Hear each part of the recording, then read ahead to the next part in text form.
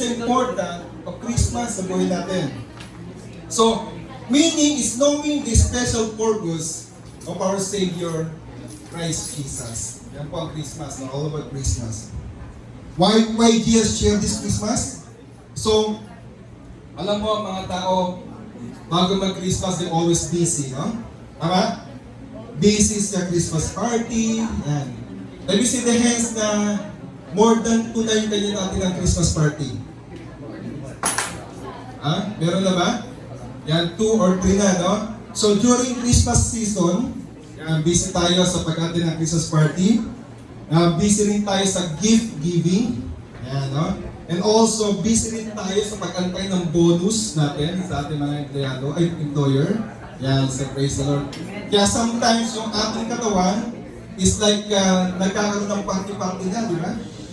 No? Every day, starting tomorrow, a lot of Christmas party again, dinner. Yan, magdi-dinner tayo.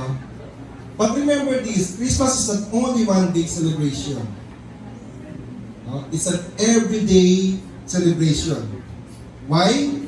Kasi I want you to open your Bible in the book of Luke, chapter 1, verse 31. Sabi dito, then the angel of the Lord, named Gabriel, he spoke to Mary and said, you will be with a child and give birth to a son, and you are to give him the name Jesus.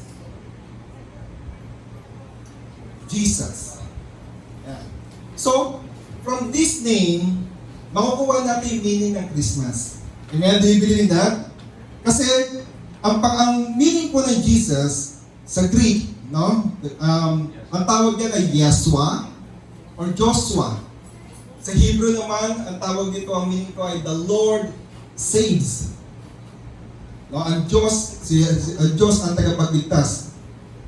But let me ask you something. Have you asked yourself, why do we need Christ na bumaba mula sa langit? No? Because the story is all about that. The love story of God, right? Na ibinigay niya si Jesus for us. So we all know that He came down from heaven and then He removed His, pagka-Diyos niya, nagkatawang tao para sa atin. Do you know what's the answer? The answer is because He loves us. Kasi mahal tayo ng Diyos, kaya siya bumaba. Bakit ko nasabi yun? Sinabi sa John 3:16, ito, no? Sabi dito, for God so loved the world. Yan, no? Sabi ko nun, for God so loved the world. Bakit ba inibig ng Diyos ang tao? The Lord loved us so much. No, He loves us so much. Why? Kasi you are created in His own image. Kaya nga may mga ganyang mukha, di ba? Yung mukha kang di mo napansin yan? Yung katabi mo, the person seated next to you is like an angel face. Praise God, huh?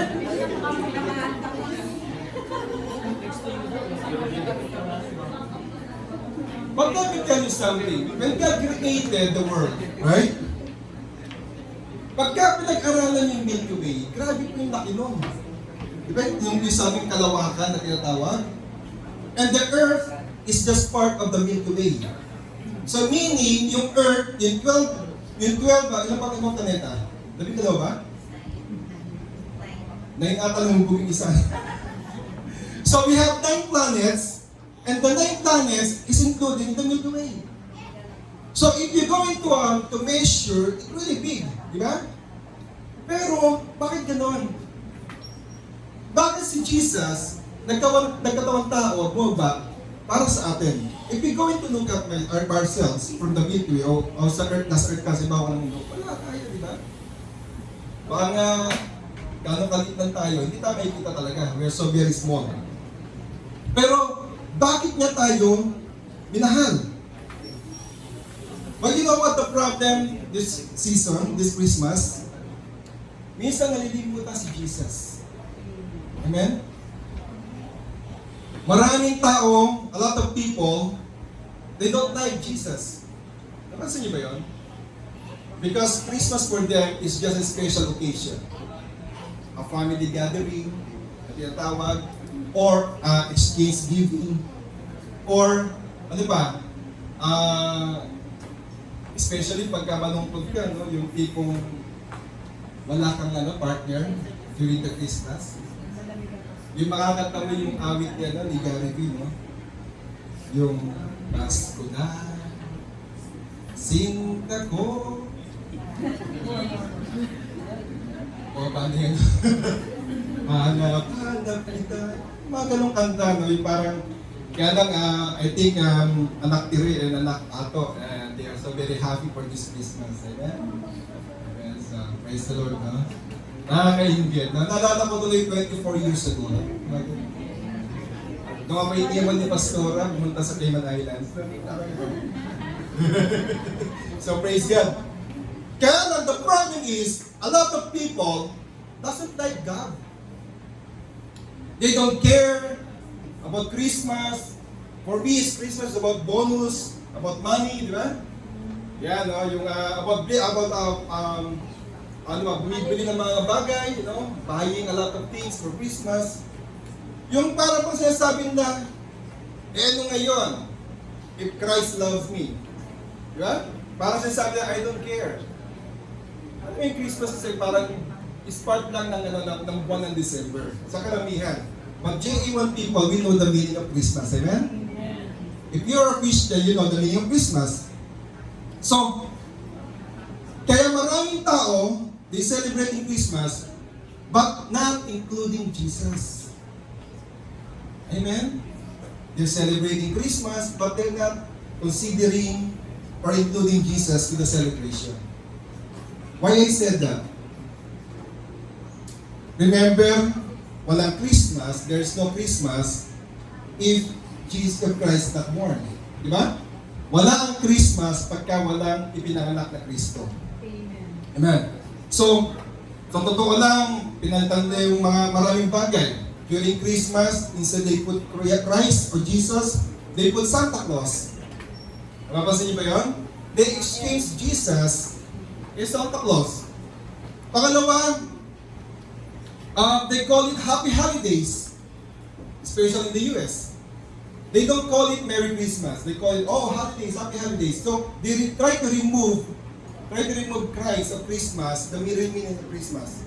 So, tinatawag nila Happy Holidays, di ba? Happy Holidays. And then worse, sometimes, susulat na nga yung Christmas, tinatamad pa. Yung Christ, ginagawa nilang X. Parang yata, Xmas na lang daw. So, they remove Christ. So, makikita mo ang mga bagay na yun, they know about Christmas, but they don't know what's the real meaning of Christmas. Amen? Kasi pag Christmas, if you don't have gift, parang kulang, di ba? Yung minsan, you bring the gifts for many people, and then all of a sudden, may dumating na mga regalo, may kaaway ka na. Kasi hindi mo nabigyan ng regalo. Amen? Or kaya, you give a gift to everybody and then you forget your loved ones. Nalimutan mo palang binansya. Amen? So sometimes Christmas, we just looking for gifts. Ngayon, pero even though na they don't accept Christ, meron kasi nakita si Lord kung bakit willing siyang iwanan ng langit, no? At tiisin na yung tao dahil mahal ka niya. There's something that Christ saw something na may mangyayari pagka hindi siya bumaba mula sa langit. Ano ba to? At ang kanyang pagmamahal na yon ay meron siya nakikita na mangyayari sa atin. Remember, we are fall sa sin. No? Because of sin, ang tao naghihirap. Alam niyo ba yun? The reason why a lot of people experiencing poverty, spiritually, physically, di ba? Because of sin. Kasalanan po yan. Kasi why? Because sin is curse. Ang sin po, nung dumalik po yan kay Adam, dumiretso po sa atin yan. Kaya nga sabi ng mga pilosopong tao, si Adam daw pala nagkasala, di dapat siya lang dapat. No. Kasi galing po tayo sa kanila, amen? Kaya nagkaroon tayo ng kasalanan. So, the reason why He came down sa earth, kasi meron siya nakita na mangyayari sa atin. At ito yung pag-aaralan natin. Balikan po ni John 3:16 ha. Sabi gano'n, "For God so loved the world that He gave His only begotten Son, that whosoever believes in Him shall not perish, but have eternal life." Pag sinabi mong word yung shall, ibig sabihin na strong word. Ibig sabihin talagang mangyayari. Amen? So ano ba yung perish na yan? Ito yung perish, ibig sabihin doon, ito yung mayroong pagdadanas ng isang tao. Amen? Ito yung perish na to na hindi ma-explain ng ikaisipan ng tao. Hindi lang ito basta bigati na mararanasan natin, pero mas matinding bigati ang mararanasan ng tao. Yung sakit at pait, mararanasan ng tao kung alam nga lang natin what it is. And if you are Christian right now, you will be thank the Lord kasi you are saved right now. Mag-aralan po natin gusto mong malaman kung ano yon, yung sinabi ni Jesus, kung hindi dapat maranasan isang tao if you don't accept Jesus Christ, something will happen to you. I want you to open your Bible in the book of Luke chapter 16, verses 22 to 26. Ano sabi na? Later, Lazarus died. This is the story of the rich man and a poor guy named Lazarus. The angels took him and placed him in the arms of Abraham. Sabi dito, no? Si Lazarus po yun. The rich man also died and was buried. Verse 23. He was sent to the place of death and was in great pain. Yung mayaman daw, so it meaning Lazarus and this rich man, they died the same day. Si Lazarus was taken by the angels, yung doon na anghel Kaya totoo po yan Pag tayo po'y mamamatay, anghel po sumusundo sa atin. Dinadala po siya kay Abraham. And then, eto nga yung mayaman nito, when he died, he was sent to the place of death and was in a great pain. Matinding pagbigati. Sabi dito, he saw Abraham far away with Lazarus in his arms. So meron pong malaking pit sa gitna. Ito po yung Abraham, bosom of Abraham, at dito naman po yung mayaman. So nobody can cross doon sa pit na yun. Sa verse 24, he called, "Father Abraham, have mercy on me. Send Lazarus to me so that he can dip his finger in water and cool my tongue. I am suffering in this fire." Verse 25, sabi dito, "But Abraham said," sa 25, "My child, remember when you lived, you had all the good things in life, but Lazarus had nothing but problems. Now he is comforted here and you are suffering. Also, there's a big pit between you and us. No one can cross over to help you, and no one can come here from there." What's the meaning of this? Whether you are rich, you are poor, all of us ay mamamatay. Tandaan mo yan, kapatid. Even though you reach the age of 70, 80, still you will die. Because why? Because it's a curse. Because of sin, kaya namamatay po ang tao. So, kaya sabihin mo sa katabi mo, mamamatay ko.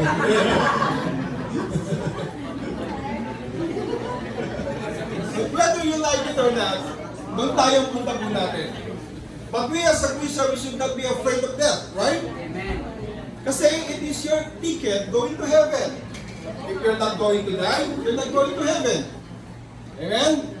Pero sabihin niya, "Lord, wag muna." Yan, no? Kasi maraming pang plano sa buhay. Kaya don't ever say na next time na lang ako magbabago, even though you're Christian, next time na lang ako magpapaka-Kristiyano, or next time na lang that I'm going to accept Jesus Christ, or next time na lang ako mag-share ng gospel, because you don't know. Remember, all of us have a journey. Kanya-kanya na po tayong nakarin sa buhay. Some of us, their journey to reach only 15 years old, that's why the reason why mag-question kayo minsan, di ba? Ba't napakabata naman namatay? Pero because ang ganda lang po yung kanyang journey ng buhay niya. Some people, they reach 100 years old.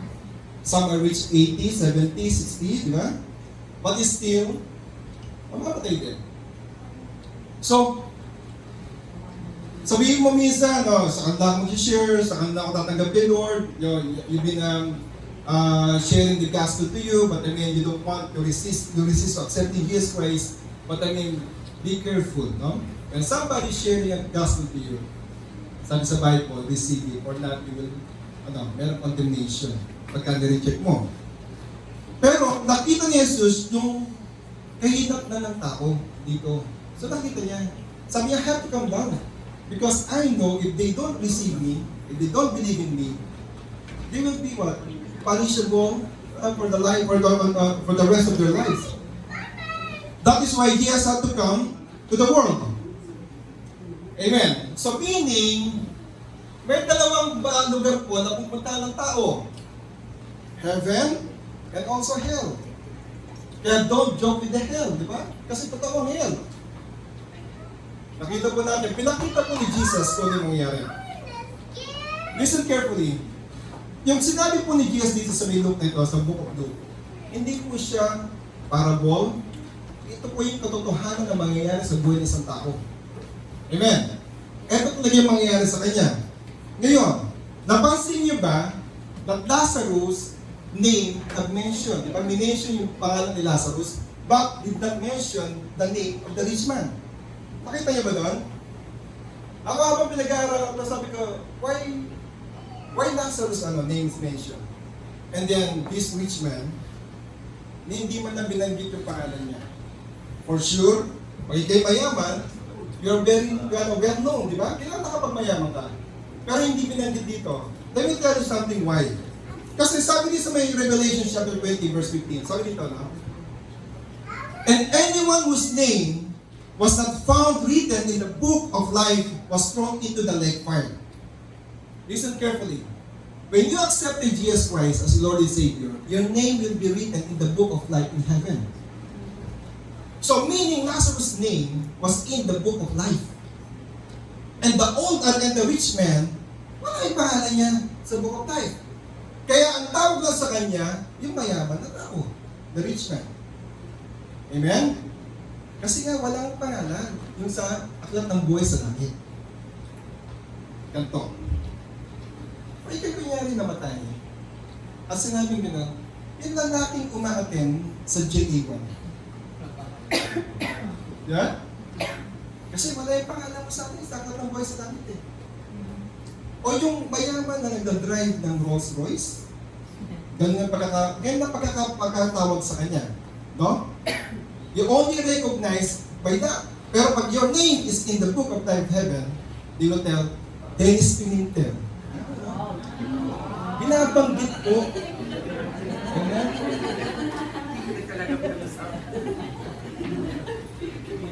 Jomar. Di ba? Mga ganun. Hindi yung sasabihin na, etong taong ito na malakas, uminom. Hindi ito na pagkakadistinguisher. Amen? Well, I mean, we're laughing right now, but I mean, this is the truth. If your name is not written in the book of life in heaven, you are not recognized. Your name will not be mentioned, and also you know where you're going. Yung tinatawag po ng bosom na yan, hindi pa po yung pinaka-impyerno. In the book of Revelation, may binanggit po, meron po yung tawag na pangalawang kamatayan, second death.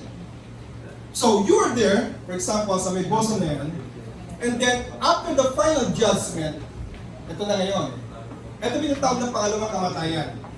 So they are all those people that their name is not written in the book of life heaven, they were thrown into the lake of fire. Hindi ganyan yung pinag-uusapan natin ngayon? Do you know what is the lake of fire? Alam naman natin kung ano yung lake, di ba? Ang tagal ng lake? Lawa. No? Lawa, di ba? Hindi laway, lawa. So, etong lawang ito, it means, it made up of fire. But the problem is, even though you are hurting, nasasaktan ka, but you will not die. You will continue to feel the pain. Yung pain nandun yun. The Bible also mentioned there's a big, yung mga uod, yung mga worm, that going inside your body and they eat your body. But the problem is, you will not going to die. You will feel the pain. Ayun ang mahirap doon. At ito'y walang hanggang kaparusahan. Amen? So that's why the reason why Jesus came down, because He said what's going to happen to those people. We are so very helpless, you know that? Tayo po'y napaka-helpless sa tao. Hindi mo kaya iligtas yung sarili mo. Kahit gano'ng karami ang pera mo, hindi ka kaya iligtas ang pera mo. It's only Jesus. But people doesn't see that. Hindi na nakikita yung mga bagay na yun. They thought Christmas is just a what? A fairy tale? No, it's not. Si Lord is very, very serious sa kanyang business. His business is saving souls. He became born as a baby, but it's not end up there. Namaki po siya, namatay po siya sa krus ng Kalbaryo.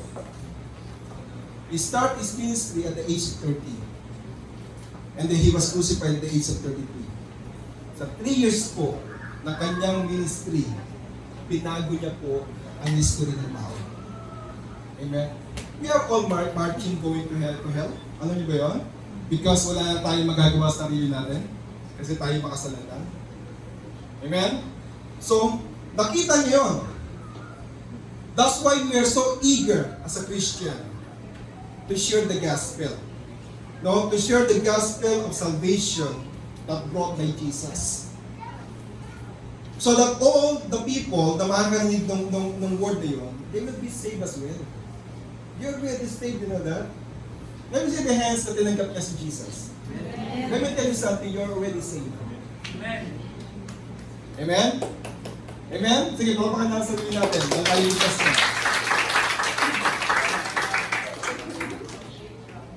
And whoever believes in His name will be saved and no more condemnation. Wala na pong conviction ang mangyayari doon. So yan. Ano ba yung purpose ng Lord? Ni Jesus, why He came to this world? Very some special purpose. Number one, to give His life as a ransom to repurchase us. Para tayo binili. Alam niyo ba yun? Sa Matthew chapter 28, verse 28, sabi ito, even as the Son of Man came not to be ministered unto, but to minister and to get His life a ransom for many. Ano ba yung ransom? Ibig sabihin lang tinubos. Tayo po kasi sinanla o nasanla noon. No? Because of sin. Hindi po natin kaya tubusin ang sarili natin. So that's why the blood of Jesus, napaka-expensive po ang ipinayad sa atin. Kaya you are so very expensive. Do you know that? You are more expensive than diamond. Amen? Huwag kang papayag ng presyo mo lang ay pwede ng baso. Kasi you are purchased or repurchased by the blood of Jesus. Amen? Napaka-expensive po. Yan. So, bakit tama? Sa Colossians chapter 1 verse 13, sabi dito, God made us free from the power of darkness, and He brought us into the kingdom of His dear Son. Ito ngayon, pinakawalan tayo mula sa power ng darkness kasi nga because of sin, nagkasala ng tao. Kaya minsan, even though na gumagawa ka ng mabuti, o kaya alam mong mabuti, hindi mo ginagawa because of sin. Why? Because binablind ka ng kasalanan. Hindi naman po talagang mahirap gumawa ng mabuti, amen? But the problem is, because of sin, nabablind yung iyong pananaw sa buhay. Kaya minsan gumagawa ka ng masama. But in the saving work of Christ, His death is the price paid for the release of men, and we went from sin's control. Yeah, dahil doon, tayo po ay na-release sa control ng kaaway. Kaya ang Christmas po is not only be celebrated every 25th days of December, but it should be celebrated every day. Kasi sa kabutihan ng Diyos. Dahil mabuti ang Diyos, no? So, ito ngayon, He has freed us from where? Number 1, condemnation, o yung tinatawag ng judgment. Tayo po ay pinakawalan ng Diyos diyan sa judgment na yan. Kasi meron po talagang judgment, whether you like it or not. When you die, pinajudge po tayo according sa ating mga ginawa. Amen? But if you are not accepting Jesus Christ, you are going straight to hell. Let me tell you something. Sinabi po yan sa book of John, chapter 3, 17, 18. Pagka nireject mo siya, condemnation na po kaagad at judgment na kaagad. So Romans 3, 22-25, sabi dito, God gave Jesus as a way to forgive people's sins through their faith in Him. So ngayon, ikaw ngayon ay napatawad dahil sa iyong pananampalataya as well. Kaya that's why some people sabi ng gano'n, that's it? All I have to do is confess and receive Jesus and then I am forgiven? Maraming mga tao hindi sa makapaniwala na ganun ang gagawin mo. Natatanggapin mo lamang si Jesus, magko-confess ka ng sin and then you are forgiven and that's it. So that's why some people said, no, we have to do more things. Kasi parang kulang pa sa kanila, it's not enough that Christ crucified on the cross. Hindi pa, parang kulang pa sabi nila. Kaya di ba minsan pagka araw ng penitensya, sabi nila gano'n, kulang pa yung ginawa ni Lord, kaya nagagano'n pa sila, di ba? Di ba, nagpapapako sa krus. Kasi for them, parang hindi enough. Parang hindi ka panipaniwala na gano'n ang gagawin mo. Dapat I have to suffer as well. Kapatid, kaya nga si Christ nag-suffer para sa iyo, para ikaw hindi na rin mag-suffer. Amen?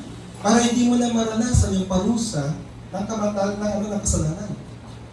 Si Lord na po lahat ang kumapit nun, ang gumawa na para sa iyo. All you have to do is to receive Jesus Christ as your Lord and personal Savior, and you are saved. Amen? Yan. Sabi nga, God can forgive them because the blood sacrifice of Jesus pays for their sins. God gave Jesus to show that He always does what is right and fair. Kasi nga, hindi mo magagawa yung tama ay ikaw po ay nasa kasalanan. Yan. Once na binago ka ng Lord, ito na, no? Pag binago ka ng Lord, nagiging fair na ang mangyayari. So, diretso ko lang. So, praise the Lord, no? So, dapat daw meron kang faith. God worked all this out in way that allows Him to judge people fairly and still make right any person who has faith in Jesus. Kasi ganito po, gusto gawin ng Lord. Ayaw ni Lord na tayo pag humarap kay Christ, kay Lord, na meron ka pang sasabihin, teka muna, hindi po ako nasira ng Word of God. Di ba? Kaya sabi ng Lord, fair ang Lord, that's why the gospel, pinipreach po yan, kasi para pagkaharap mo kay Lord, hindi mo na kailangan ng wala ka ng mga excuse kay Lord. Amen? Just like this one. If you are convicting right now, convict ka na ngayon, now is the time to repent. No? Kasi pagdating sa langit, naka-record lahat yan. God will show you, well, you attended the church, and then the pastor said repent, and then you don't repent. Yan, mga bagay na yun. So, Hebrews chapter 9, verse 22. In fact, the law requires that nearly everything be cleansed with blood, and without the shedding of the blood, there is no forgiveness. So that's why si Christ po napako sa krus ng Kalbaryo. Yeah? Kasi kailangan pong dumanak ang kanyang dugo. Remember, sabi nila, nung ini-explain po yung pagkamatay ni Jesus, during that time, lahat po ng kanyang blood, during that time, talaga pong dumana. Ibig sabihin, naubos po yung dugo ni Jesus sa kanyang katawan. That's why, nung siya po ay tinusok sa tagiliran, water po ang lumabas. Kasi wala na naubos na. Without the shedding of the blood, there is no forgiveness of sin. So during that time in the Old Testament, what they do, pagka sila nag-aalay para sa kanilang kasalanan, pinapatay po yung tinatawag na tupa, yung sheep. Pag pinatay po yan, winiwisik po yung kanyang dugo, inuubos po yung kanyang dugo at winiwisik sa temple. So ganun po ang ginawa ni Jesus. Naubos ang kanyang dugo para sa atin, for the forgiveness. Pangalawa, saan tayo pinalaya ni Jesus sa kasalanan? Ephesians chapter 1 verse 7. In Him, we have redemption through His blood, the forgiveness of sin in accordance with the riches of God's grace. So, ibig sabihin pa na nun, ang kasalanan ko kailangan merong kabayaran ng dugo. The reason why si Lord, si Jesus mismo, nagkatawang tao. Kasi pag Diyos siya, is in spirit. Wala siyang dugo, wala siyang laman. So, kailangan gumamit siya ng katawan para para mayroong dugo na dadalak para sa atin. Amen? So, that's why we forgiven. So, mayroong pagtubos. Forgiveness of sin. Sabi daw, Christ had no sin, but God made Him become sin. Pero yun, si Jesus na walang kasalanan, naging kasalanan. So that in Christ, we could be right with God. Ganun po nangyari doon. Yung walang kasalanan, kailangan siya magbayad ng kasalanan para sa atin. Amen? So, during the story of nag-fall si Eve sa si Adam, di ba, sa may kasalanan, ito po yung nangyari sa puno, di ba? Remember, may kinain siyang mansanas daw. Di ba? And then also, there's a serpent na nagsabi sa kanya gano'n, if you eat this, you will not die. You will become like God. You will know the right and wrong. Sabi gano'n, na mabubuksan na yung isipan. So ngayon, ang tao nagkasala mula sa puno din ginawa ang kabayaran sa pamamagitan ng pagtako ni Cruz, ni Jesus sa krus ng Kalbaryo. Nakuha niyo? Ginawa ng kasalanan, ginamit ang puno, kinain yung bunga, pero ginawa ni Jesus, binayaran yun, he was also namatay doon din po sa puno. Yung puno, ginawa krus. Siya po yung napako sa krus ng Kalbaryo para sa atin. Sa pamamagitan noon, dumalak, His blood, dumalak ang dugo para sa kabayaran ng ating kasalanan. Kapatid, we are so very blessed right now. At your age, nakilala mo ang Diyos. A lot of people na gusto nila makilala ang Diyos, pero huli na, di ba? Alam mo yan, yung mga matatanda na nakilala ng Lord, o yung may mga may sakit na, sometimes they asking the Lord, Lord, give me another chance. Diba? I will receive you as my Lord and personal Savior. Tapos sabihin na, pagalingin mo na ako dito, paggiling ko na kita. Ayun yung mga taong helpless na, wala nang magawa sa buhay. Pero here you are right now. Here I am right now. Ang takas-takas natin, di ba? Nakakaubos pa tayo ng 1 pound na chicharon. Di ba? Nakakain pa tayo ng lechon. So why don't we use our strength, our power, to share Jesus during this Christmas? Hindi natin gamitin yun. Take this opportunity. Maganda nga itong ikwento sa mga tao sa panahon nito. Now, what is the really meaning of Christmas? Ano ba lang yung kahulugan ng Christmas? Diba? Si Christ namatay para sa atin. Pangalawa, saan tayo pinakawalan? Pangatlo pala, sa death.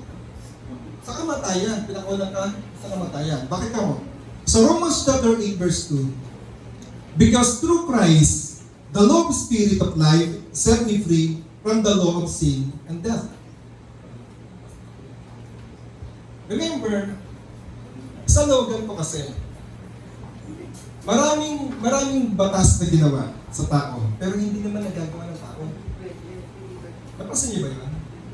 Sino dito yung kabisado niya yung 10 Commandments? Meron ba dito? Kabisado niya?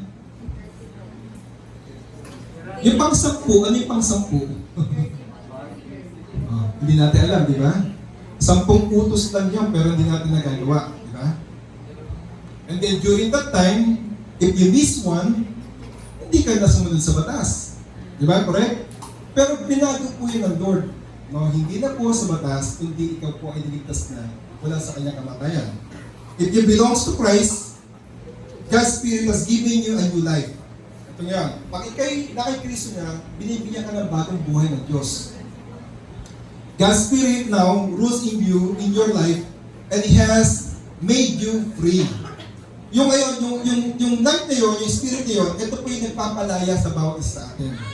Kaya po kayo naging malaya ngayon. Diba? Enjoy the freedom that you have right now through Christ. Amen. So, meaning sin and death no longer have authority over you. Wala na pong authority ang kasalanan at ang kamatayan sa iyo. But still, we have to die. Diba? Mamatay tayo. Pangatlo, pang-apat na. We'll end up with this. To give us a new birth into the family of God. Ito ngayon ang maganda ngayon. Binigyan ka na ngayon ng bagong kapanganakan at ikaw na ngayon ay kasama na sa pamilya ng Diyos. Sa John 1:12, sabi dito, but those who embrace Him and took hold of His name were given authority to become the children of God. Kung ikaw ini-embrace mo yung pangalan ni Jesus, no? Ikaw ngayon ay binigyan ng authority to become a child of God. Let me see the hands of the child of God. Diba, sarap tawagin na anak ka ng Diyos. Diba? So, John 1:13, sa ka pa pinanganak, born not from blood, not from human desire or passion, but born from God. Hindi sa may blood, hindi sa desire, but born from God. So, Christianity is not a religion. Sabi nga, meron nga lumapit sa akin, sabi, Pastor, my employer told me that, you changing your religion now? Sabi ko sa kanya, no? Pinapal kami na yung religion mo? So, sabi niya, Pastor, pa pwede salut doon? Sabi ko, no, you're not changing your religion. It's not a religion, it's a relationship. Diba? Yung relasyon mo sa Panginoon ang nabago sa iyo. Because religion cannot save you. Tandaan mo po yan. Ang religion, hindi ka po kaya iligtas ng religion. Ang makapagligtas na po sa iyo ay ang relasyon mo kay Kristo mula sa Diyos. Sabi ko noon, di ba, the Lord Jesus is the way, the truth, and the life. No one can come to the Father except through Him. So pagka hindi mo siya tinanggap, hindi ka magkakaroon ng buhay, hindi mo malalaman ng katotohanan. Amen. So Christianity is not a religion, it's a relationship. A father and son relationship po ang meron tayo as a Christian right now. So, God give you a right to become His child through Jesus sa pagtanggap po kay Kristo. A lot of people, they don't believe that Jesus is the Savior. Diba? Maski ngayon po sa panahon natin, marami rin po naniniwala na hindi naman si Kristo, si Jesus, ang tagapagligtas. Pero it's clearly, they celebrating Christmas every December, di ba? Yung mga tao nagsi-celebrate pa rin ng December, even though they don't understand what's the really meaning of Christmas. But we as a Christian, alam po natin kung ano ang kahulugan ng Christmas. So meaning, if you want to become a child of God, accept and believe Jesus Christ as your Lord and Savior. And then you will be saved. So, church, since the Lord Jesus valued us to be saved from eternal conviction and into the lake of fire, so how much more we're going to appreciate? Ano ba yung pwede mong gawin para kay Lord? No, yung appreciation mo sa mga ginawa ng Diyos sa buhay mo. Pinalaya ka sa kasalanan, inalayo ka sa maraming kasalanan, ang iyong buhay naging maganda, di ba? And now you know, pagka nag-isa ka sa mundong ito, you're going to heaven, di ba? Sa panahon nila David, they don't know kung saan sila pupunta, but allow, magkaroon na po kaligtasan. A lot of people still don't believe about salvation. May nagsasabi na pag namatay ka, magre-reincarnate ka lang. Kung dati tao ka, susunod, uod ka. Di ba? Ganun na sinasabi na. When you die, as a human, later on, reincarnate, aso ka na ngayon. Ang problema, baka katayin ka, gawin kang pulutan. But that's not life. We are loved by God. Mahal na mahal tayo ng Lord. Tandaan mo yan. The reason why He came down, para tayo iligtas. Sa dinami-daming ginawa niya, ang tao lang po kanyang binigyan ng importansya. Amen? He created everything, and the last na kinreate niya ay human. Why? Because we are so very special. Amen? So, anong dapat natin gawin? Make Jesus Christ your personal Lord and Savior. Kinakanta po natin lagi na, ano bang awit niya, mga holy night, di ba? Oh, holy night. Ano ba? Holy night. Yun. Yeah, silent night. Di ba? O worship God in spirit and truth, kailangan po yan na doon eh. We now as a spirit, we have a connection to God, nabuo na yung connection mo kay Lord, pwede ka na mag-worship kay Lord. Before, when you're not born again, yung kinakanta mo, you don't know kung saan nakakarating. But now, because you are born again, Christian, your relationship nagbalik na mula sa Diyos, pag ikaw po'y nag-worship, nakikita na po ng Lord yan. Amen? Sometimes, para pag kumakanta ka, narinig kaya ng Lord, but because of your relationship kay Lord, napapakita ka po ng Lord. Amen. At sometimes, bumababa ka agad ng Diyos. Amen? Ano dapat natin balik? Doing His will and not our own will. Gawin natin yung pinagagawa ng Diyos, hindi yung ating damang gustong gawin. Or trusting His name in every circumstances of our lives. Magtiwala kay Lord. Kapatid, let me tell you something. Pagka kayo nagtiwala kay Lord, tingin ako pa magtitiwala. Amen? Pagka lumayo ka kay Lord, ano pa mangyayari sa buhay mo? All you have to do is come to God. You know, the Bible said, come to God and He come closer to you. Pag kayo nalapit kay Lord, ang Diyos mismo ay lalapit sa iyo. Amen? Kapatid, let us celebrate this Christmas. Pasayahin natin ang Diyos by sharing Jesus for this season. Diba? I-share mo kung ano talaga yung Christmas. Ang tagal na natin nag-Christmas eh. Diba? I-share mo naman si Jesus kung sino talaga yung nagsaselebrate ng Pasko. Ayun po ang ating Panginoon sa Kristo. Amen? Amen. Can we all arise? Can we give God a clap of praise?